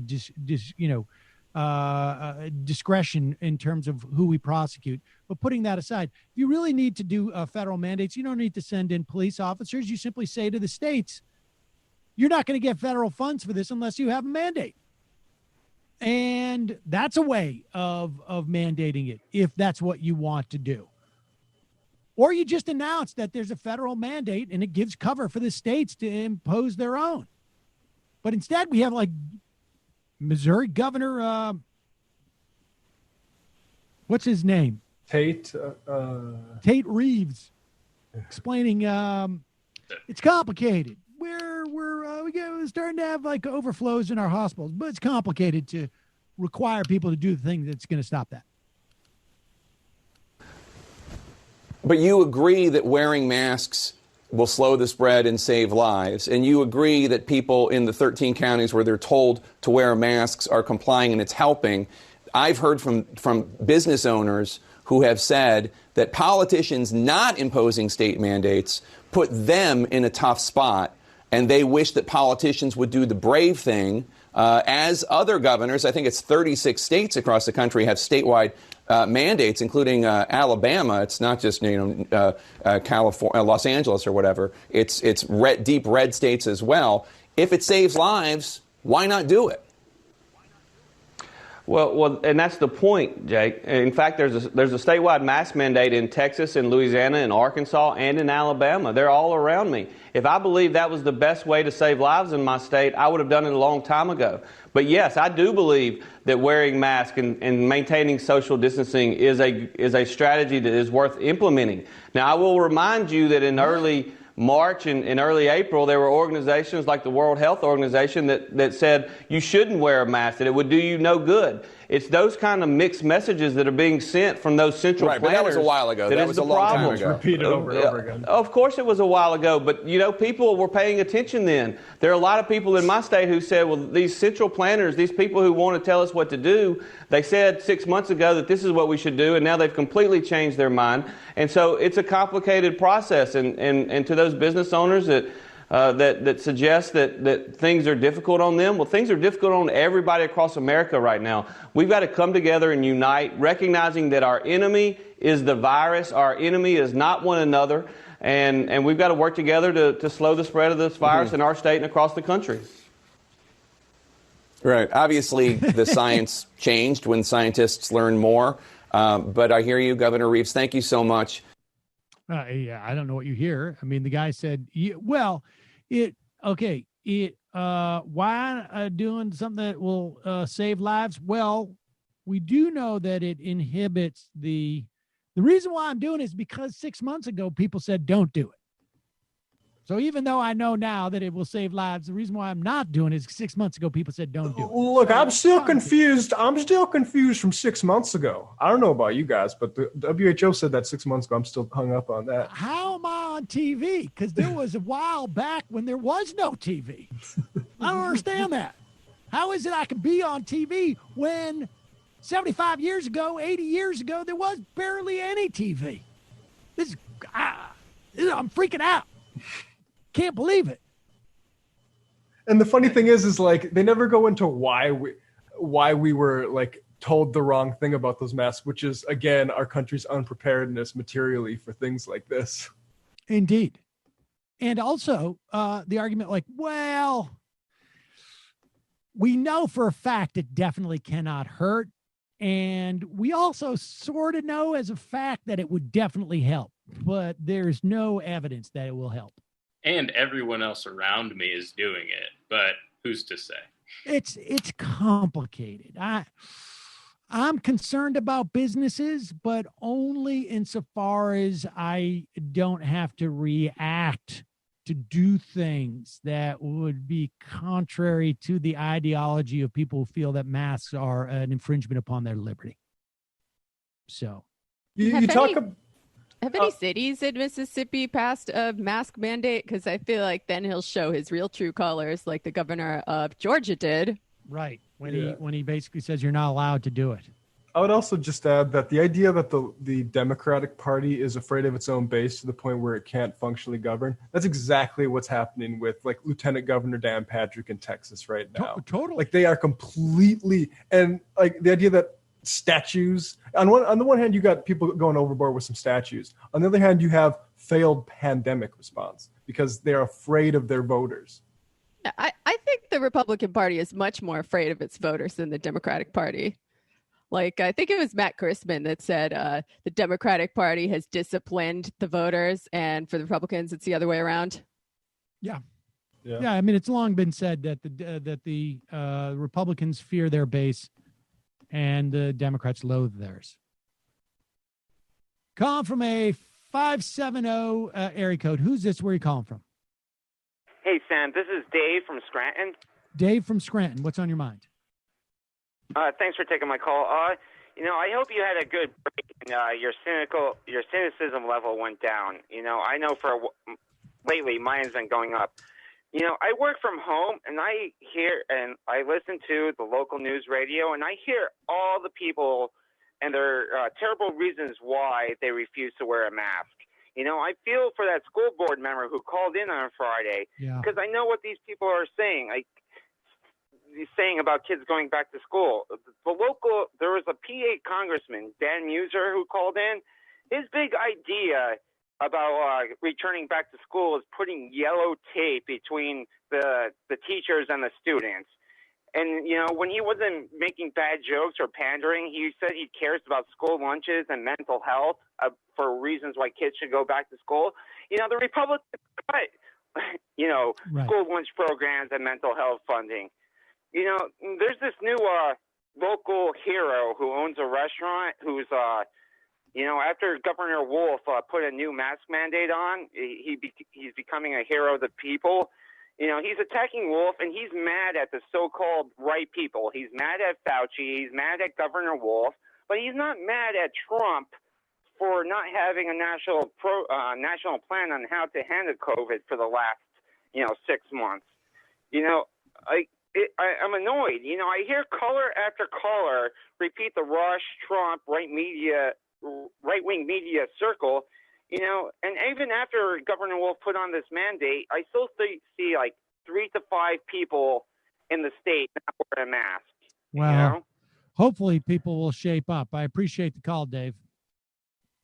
I've thought a lot about that the call we got from that school board member. My heart goes out to folks like that who have to make these decisions it's very, very difficult. The Times had a piece of a large scale study that came out of, I think it was in China. I'm not 100% sure now off the top of my head, but suggesting that older kids tend to transmit at the same has the same propensity to transmit as younger kids. And as adults. And it's obviously problematic. I don't know the answer. Yeah. Calling from a 715 area code. Who's this? Where are you calling from? Hello? Hello, 715. Who's this? Where are you calling from? Hey, this is Aaron from Wisconsin. Aaron from Wisconsin. What's on your mind? Hey, so I was actually just calling about the post office here in Wisconsin. So actually I have a friend who's a postmaster for 3 locations, and they are just getting gutted right now. So he is supposed to be in charge of 2, but he's in charge of 3. And they're working them 12 to 18 hours a day, and they only pay them for 40 hours. And so right now they have them rolling back any sort of package or mail to the next day, because they're not letting them do the full route. And it's gotten so bad that everyone working for them are just dropping like flies. Right. It's just pretty insane at the moment. And this is right around the Madison area. So very liberal, going to vote Democrat. Probably will affect absentee ballots. Well, I'm not convinced, Aaron. I appreciate the call. The Postal Service is under assault. The Postmaster General appointed by Donald Trump announced that new policy of limiting routes, and basically if there's any problem with a package, holding it over, or a letter, holding it over and delaying its receipt. And I think that is in anticipation of a lot more vote by mail that's going to happen. I mean, I think there's multiple reasons why they do it. Doesn't have to be one exclusive one, but I think that's part of it, without a doubt. I think someone on the Trump team was smart enough to realize that his best shot at winning this time around is through massive, massive voter suppression on a level we haven't seen since the Jim Crow era. So, seems like they're trying. Yep. Zambri on the IM, which you can get at majorityapp.com. Pick up the app. You can IM us. Notice how the Weinstein brothers began publicly trashing Rubin only after he revealed Daddy Rogan won't have him on anymore. Cucks. Wounded antelope. Mm-hmm. Moon in the Lake. Was the Smother Brothers cancellation part of cancel culture? Of course. That's a perfect example of it. Smother Brothers had a television program. They criticized Nixon. Nixon leaned on CBS, and they got canceled. Paul Robeson. Also, Paul Robeson. I mean, there's so many. Has Biden made an official statement on Oregon? I don't think so. I don't know. I know Pelosi did, and it was not particularly strong, but it was a mention anyways. Tim Pulitzer. This IDW stuff is starting to get boring, but given that Matt Taibbi has hopped on this bandwagon and you guys have had him on before, I think it would be good to get him on the program some capacity so we can finally hear their ideas debated here. It's long overdue, and Matt doesn't strike me as someone who is afraid to be challenged.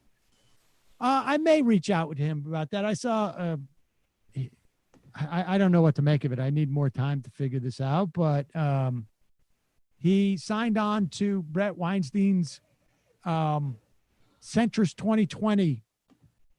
That's Unity 2020. Unity 2020. It's absurd. It's an absurd. Yeah. project. No, he's said a few things that have made me kind of question what his politics are. I don't understand what's going on, to be honest with you. I'm flummoxed. If you're just tuning in, but with that said, this was interesting. This is a perfect example of the point I've been trying to make, that we have always had cancel culture. It's just that more often than not, what we call cancel culture now, more often than not, they didn't have to cancel anybody because they never, and this is where the parlance comes from, right? They wanted to cancel Colbert because he was a show that was on television. Comes from the television industry. You get a pickup during pilot season back in the old days, and you get picked up for air, your show, and then your show eventually would get canceled. That's the cancel culture. That's where the cancel comes from, in the cancel culture. It's a consumer entertainment term. It's a consumer entertainment term. I would say it also comes from Black Twitter more recently. Well, I mean, I think the original part of it came from, I can't remember her name, but she was a former online activist type of thing. When Colbert had said something, and there was this huge hashtag of cancel Colbert. This was like, I don't know, 4 years ago, 5 years ago. And when he was criticizing the Redskins, I believe. Something, I can't remember the context. But he did something like mildly racist. Regardless of where it came from, that's what it's referring to. You're canceled. We have a culture that has been fundamentally it hasn't had to cancel anybody because it was so adept at making sure that no one who didn't share their disposition rose to the point of having to be canceled. They were never picked up in the first instance, is my point. This is a perfect illustration of it.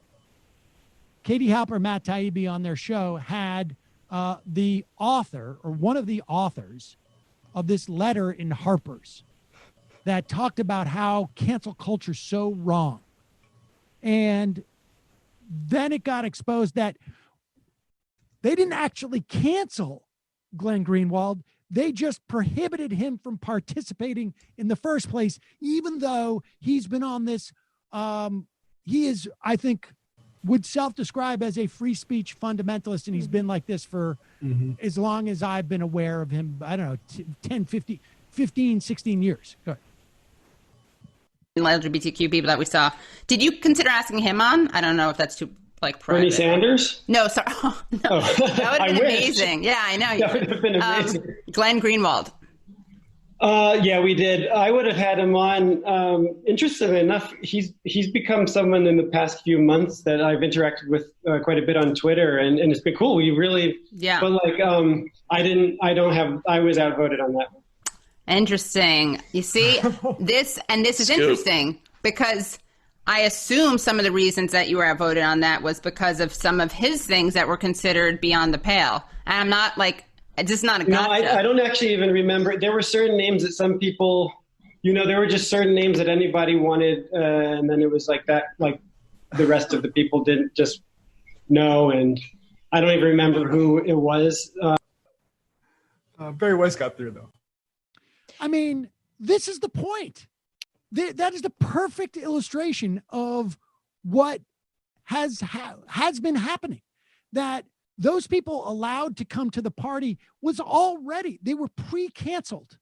They were just simply not picked up. They were not allowed to join the party. And now what's happening is, to use this letter as a metaphor, it's as if the process in determining who gets to sign this letter was opened up to a much wider cohort of people. And they said, hey, wait a second. We've decided that instead we're going to let Glenn Greenwald in, but we're not going to have Barry Weiss in. There's no difference. It's just who gets to decide, and at what point in the process do they get to decide. Eventually, if those people who are canceling now continue to exert their power, we won't have a cancel culture anymore. We'll just have regular culture where those people's friends just don't rise, and they no longer have to be canceled because they won't even get in through the door in the first place. I mean, that's all that's happening. Cancel culture is culture. It's just a way of suggesting that the gatekeepers have changed retroactively.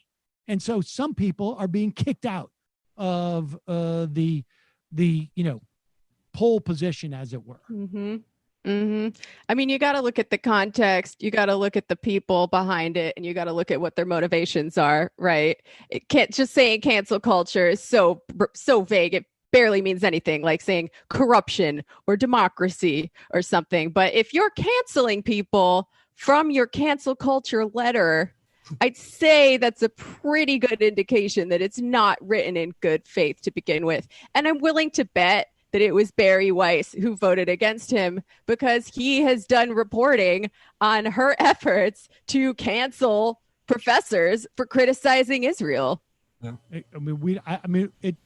Who it was, we don't know, and why is largely irrelevant. I mean, if you could make an argument that, like, well, Glenn Greenwald doesn't really deal with free speech issues, I can see that. But, like, honestly, you'd be hard pressed to find anyone who has been talking about free speech issues more than Glenn Greenwald over the past 10 years, at least in terms of like the public discourse. I mean, it's absurd. It's absurd. I mean, I hope getting canceled from the cancel culture letter perhaps makes Glenn Greenwald realize that he needs to reframe the way he thinks about this stuff, but I'm not going to hold my breath. Well, I think Glenn's response to this has actually been pretty enjoyable to watch, though. He's been right on top of them canceling him from the... Oh, yes. Oh, yeah, I have no doubt. This is a breaking report, ladies and gentlemen.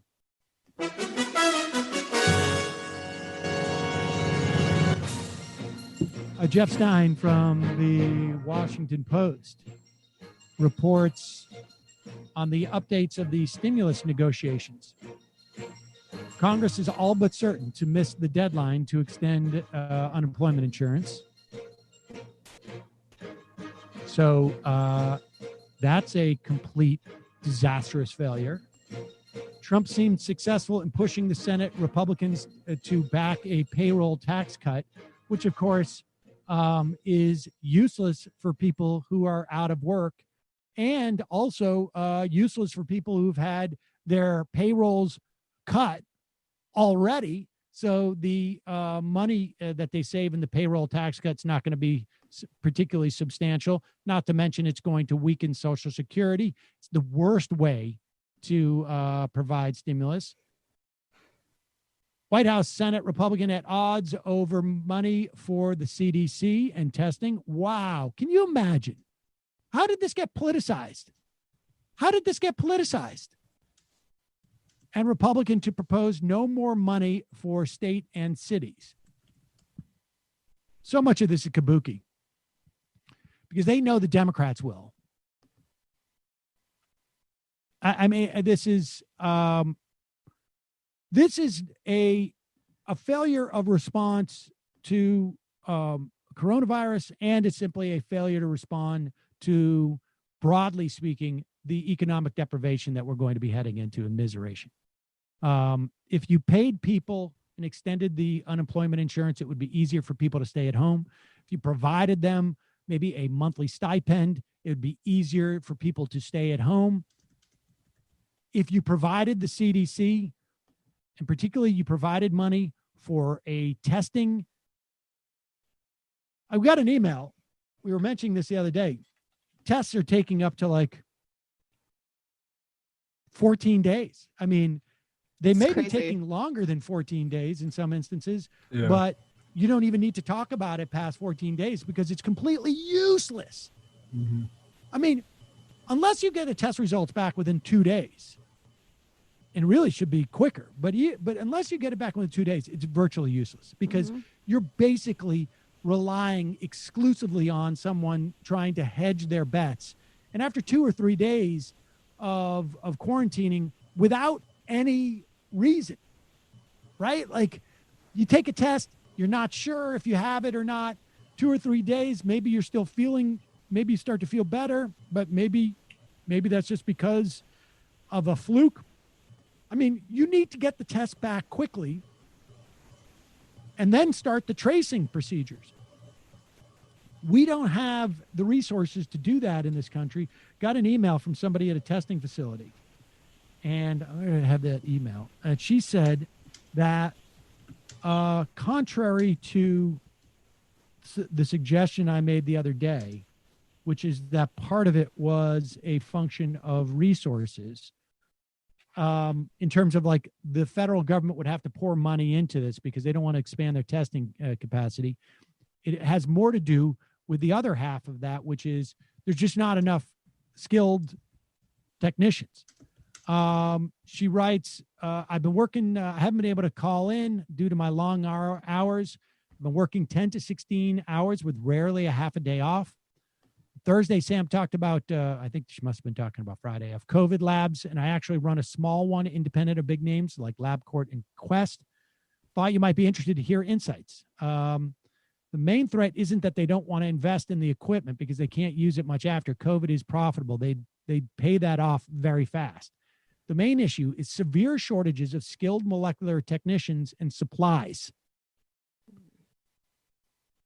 We struggle to find pipette tubes and even gloves. Pipettes.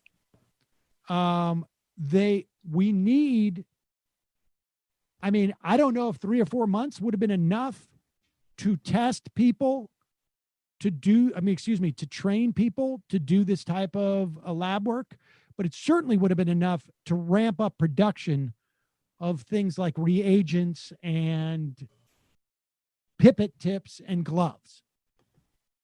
I mean, the idea that 6 months into this, 4 months into this, we have testing facilities that are short on supplies it's criminal. It's absurd. And every subsidiary question follows this one. You don't even do the basic in terms of dealing with this. And I don't understand how anybody can say, like, well, from a policy perspective, they're doing pretty good. It's just getting very politicized. This is why it's horrifying that we have so much of this healthcare system privatized, because basically it just allows them to hand wave at vendors as the, problem, and not just the government should be responsible for getting this stuff done. Mm-hmm. Well, there is, even like the thing that's sort of shocking about this is that you would have all sorts of benefits if we had systemic changes to the system that we have now, like structural changes. We would be far better situated to deal with this. But there were still tools at the disposal of the president to change this. You could have initiated the Defense Production Act, and you could have gotten all this stuff done. You could have essentially appropriated the willy-nilly profit structure and just say, you're going to make this. You're going to get your 4% or your 6% profit, but that's what you're going to do. You're going to make this stuff. And we're going to set up a hub that is going to coordinate logistics as to these places getting to where they need to go. We didn't do any of that. None of it. BYO pipettes. Exactly. Michael has a sexist blind spot. How does Michael's pseudo woke relate to PC and cancel culture? I don't know. I think that's a question for Michael. I think that is. Seb Gorka's back pain.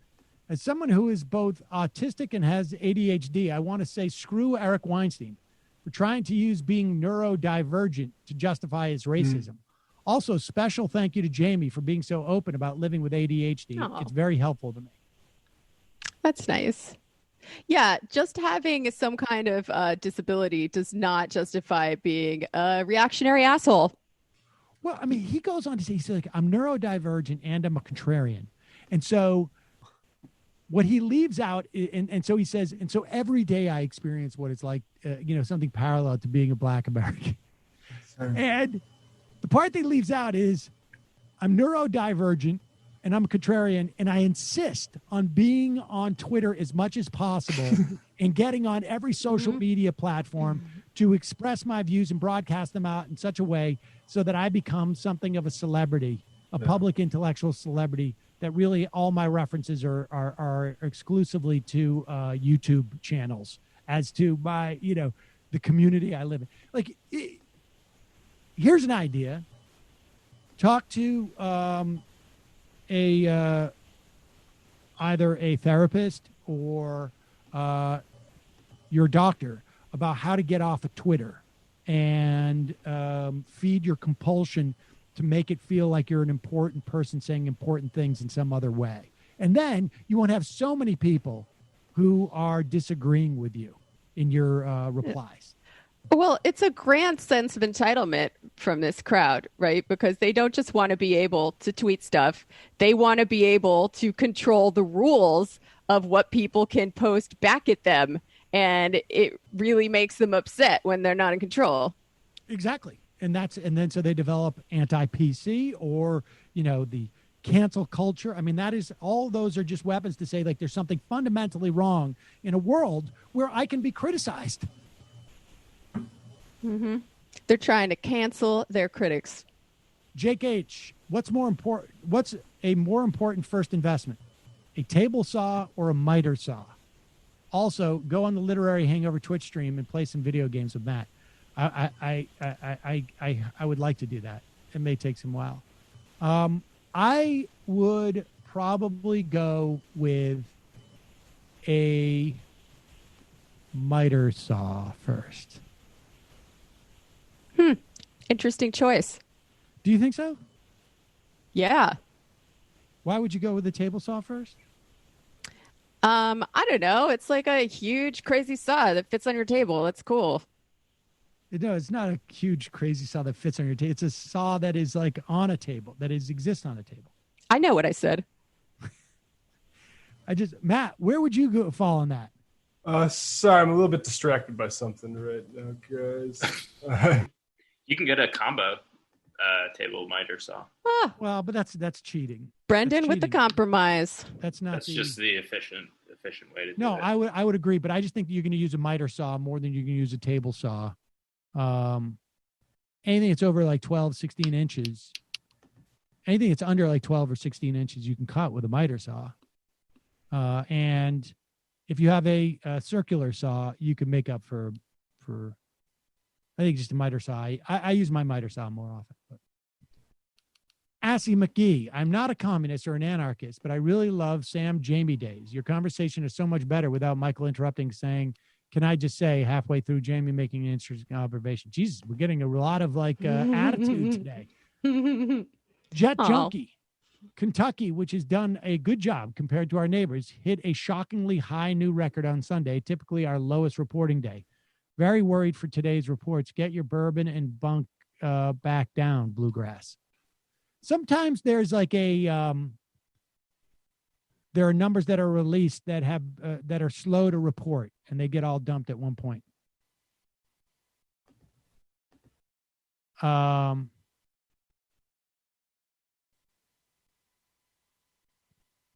Okay.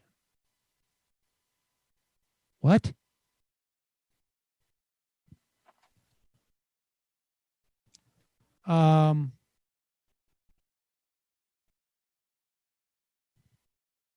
Maybe we should yeah. Hey folks, we need to end the show now. We got to check on some stuff. We will be back.